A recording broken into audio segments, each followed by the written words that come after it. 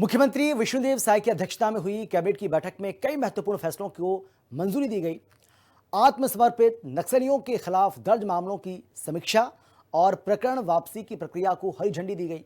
14 अधिनियमों में संशोधन के लिए जन विश्वास विधेयक के द्वितीय संस्करण को स्वीकृति मिली, जिससे छोटे उल्लंघनों पर प्रशासनिक दंड लागू होगा और अदालतों का बोझ भी कम होगा।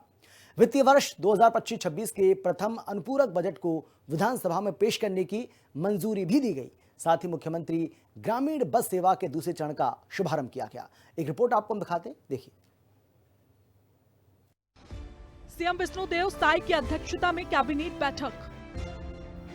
बैठक रही खास, कई अहम प्रस्ताव हुए पास। बैठक में सरेंडर करने वाले नक्सलियों पर बड़ा निर्णय, कानूनों में सुधार और अनुपूरक बजट पर अहम फैसले।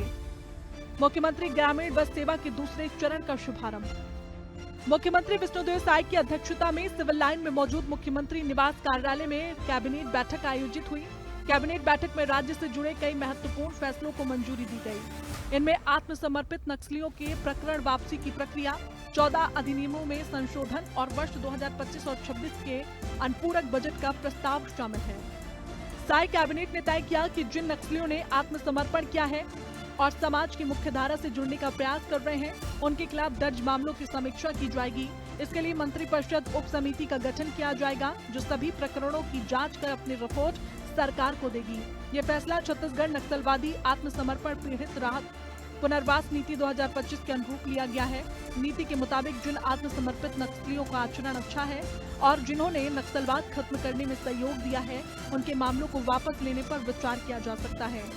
इसके लिए जिला स्तर पर समितियां बनाई जाएंगी, जो पुलिस के साथ मिलकर हर केस की छानबीन करेंगी। जिला समिति की रिपोर्ट पुलिस मुख्यालय भेजी जाएगी और वहां से विधि विभाग की राय के बाद मामले कैबिनेट की उप समिति को भेजे जाएंगे।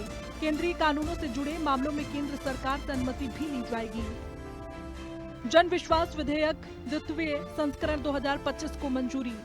14 अधिनियमों में संशोधन के लिए विधेयक को मिली मंजूरी। जन विश्वास विधेयक का दूसरा संस्करण लाने वाला छत्तीसगढ़ पहला राज्य। नए संशोधन के बाद छोटे उल्लंघनों पर प्रशासनिक दंड लगेगा। मामले जल्दी निपटेंगे और अदालतों पर बोझ भी कम होगा। सरकार के इस फैसले से नागरिकों को त्वरित राहत मिलेगी। पुरानी और बहुत कम दंड राशि को बढ़ाकर प्रभावी बनाया जाएगा। ईज ऑफ डूइंग बिजनेस और ईज ऑफ लिविंग को बढ़ावा मिलेगा। पहले इन कानूनों में कई छोटे उल्लंघनों पर जुर्माना और जेल दोनों के प्रावधान थे, जिससे आम लोगों को व्यवसायों पर बेवजह का बोझ बढ़ जाता था। अब संशोधन से दिक्कतें खत्म हो जाएंगी। अनुपूरक बजट पेश करने के लिए विधेयक को मिली मंजूरी। साय कैबिनेट ने वित्तीय वर्ष 2025-26 के प्रथम अनुपूरक बजट को विधानसभा में प्रस्तुत करने के लिए छत्तीसगढ़ विनियोग विधेयक 2025 को भी स्वीकृति दी। ये बजट राज्य की नई योजनाओं, विकास कार्यों और जरूरी खर्चों को पूरा करने के लिए लाया जा रहा है। इस दौरान मुख्यमंत्री विष्णुदेव साय से हरी झंडी दिखाकर मुख्यमंत्री ग्रामीण बस सेवा के दूसरे चरण का शुभारंभ किया और वीडियो कॉन्फ्रेंसिंग के जरिए लाभार्थियों से बातचीत भी की। आज मुख्यमंत्री ग्रामीण बस सेवा योजना का द्वितीय चरण का शुभारंभ किए हैं। ग्रामीण क्षेत्रों में सड़कें तो हैं, लेकिन जहां पर लाभ नहीं होता है वहां पर बस मालिक बसें नहीं चलाते हैं और उस क्षेत्र में लोग यात्रा के लिए विशेष अवसरों पर पिकअप वगैरह का इस्तेमाल करते हैं, जिससे कभी कभी दुर्घटना होने पर एक साथ बहुत मौतें हो जाती हैं।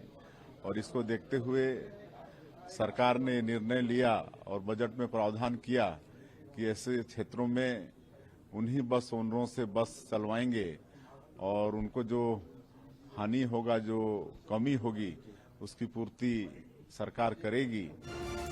केंद्रीय गृह मंत्री अमित शाह ने किया था बस सेवा के पहले चरण का शुभारंभ। पहले चरण में कुल 34 मार्गों का चयन किया गया था। 250 गांव जोड़े गए थे। मुख्यमंत्री ग्रामीण बस सेवा के पहले चरण में 33 बसों की शुरुआत की गई थी।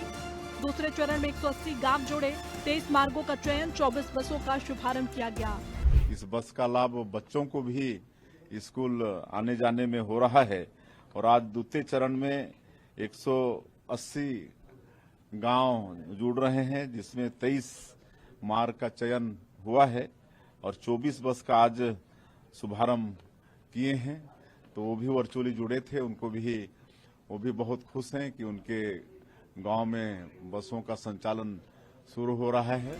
कैबिनेट बैठक में लिए गए फैसलों से स्पष्ट है कि सरकार एक ओर नक्सलवाद से प्रभावित लोगों को मुख्यधारा में लाने की कोशिश कर रही है, तो वहीं दूसरी ओर प्रशासनिक प्रक्रियाओं को सरल बनाकर आम जनता और व्यापारियों को राहत देने की दिशा में भी कदम उठा रही है।